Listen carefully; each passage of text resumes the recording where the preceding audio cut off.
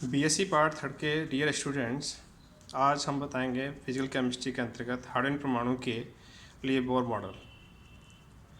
जैसे कि हम क्वांटम मैकेनिक्स में पढ़ रहे हैं कि जो इलेक्ट्रॉन है उसकी खोज की जा चुकी थी मॉडर्न फिजिक्स के अंतर्गत और मॉडर्न केमिस्ट्री के अंतर्गत, और डिफरेंट टाइप्स के जो है मॉडल दिए गए थे शुरुआत से ही, जैसे कि डाल्टन का अविभाजित कण मॉडल,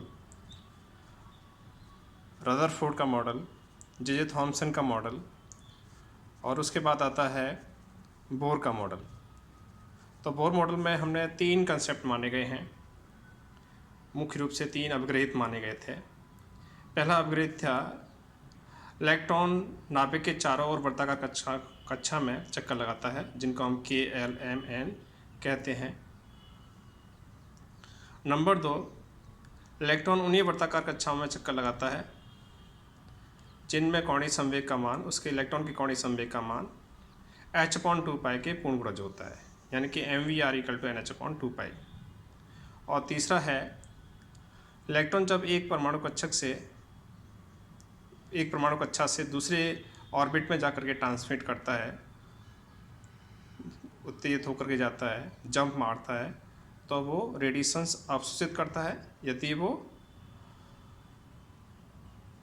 लोअर एनर्जी लेवल से हाई एनर्जी लेवल में जाता है, और उत्सर्जित करता है जब वो हाई एनर्जी लेवल से लोअर एनर्जी लेवल में आता है। तो इस तरह से हमें क्या प्राप्त होता है? स्पेक्ट्रा, क्योंकि यहाँ पर रेडिएशंस अवशोषित होती हैं और उत्सर्जित होती हैं। तो इस तरह से हमें यहाँ पे स्पेक्ट्रा प्राप्त होता है, और इस तरह से बोर मॉडल ने सबसे पहले स्पेक्ट्रा की व्याख्या की गई थी। स्पेक्ट्रा, हाइड्रोजन के स्पेक्ट्रा में हमने जो है 5 लाइनें हैं, लाइमर, बाम्बर, पार्सन, ब्रैकेट, फुंड, है ना, जिसकी व्याख्या आसानी से बोर मॉडल ने की थी।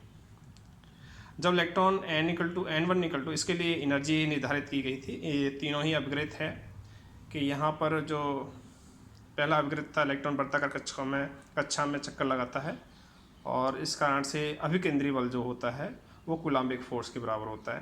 पहला ये अपग्रहित था। तो यहाँ पे kZe²/m kd²/r²mv²/r। दूसरा अभिग्रहित था ये MVr = NH/2π। और तीसरा अभिग्रहित है कि जब इलेक्ट्रॉन एक कक्षा से दूसरी कक्षा में जाता है तो ऊर्जा का अवशोषण या उत्सर्जन करता है। और इस आधार पर, तीनों ही अपग्रहित के आधार पर, यहाँ पर जो ऊर्जा को ड्राइव किया ΔE ये वाले फार्मूले में, और इस तरह से यहाँ पर जो तरंग संख्या है 1/λ r/Ze² 1/n1² इसके आधार पर तरंग संख्या निर्धारित की गई थी। और ये तरंग संख्या का मान जो हाइड्रोजन परमाणु के लिए जो प्राप्त की गई थी उससे सही बैठा था।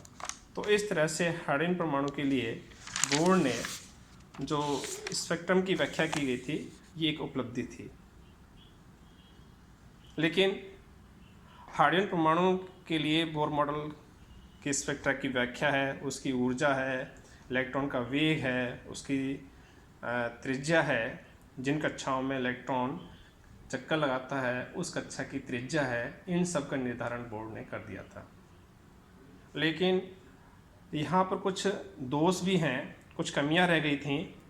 जैसे कि ये जो बोर मॉडल है वो मल्टी इलेक्ट्रॉन सिस्टम में लागू नहीं होता, यानी कि जब हाइड्रोजन परमाणु में एक इलेक्ट्रॉन होता है तो हमें सही रिजल्ट मिलते हैं, लेकिन एक से अधिक इलेक्ट्रॉन हो जाते हैं तो वहाँ पे हमें रिजल्ट सही देखने को नहीं मिलते। दूसरा ये था, जब हम हाइड्रोजन परमाणु पर मैग्नेटिक फील्ड या इलेक्ट्रिकल फील्ड लगाते हैं तो उसके कारण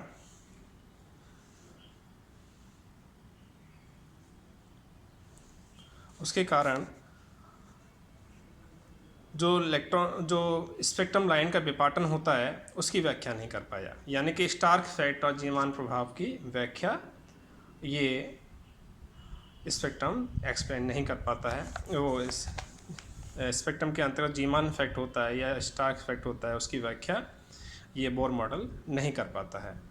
तो इस तरह से इसकी कुछ कमियां हैं जिनको ये स्पष्ट नहीं कर पाया था।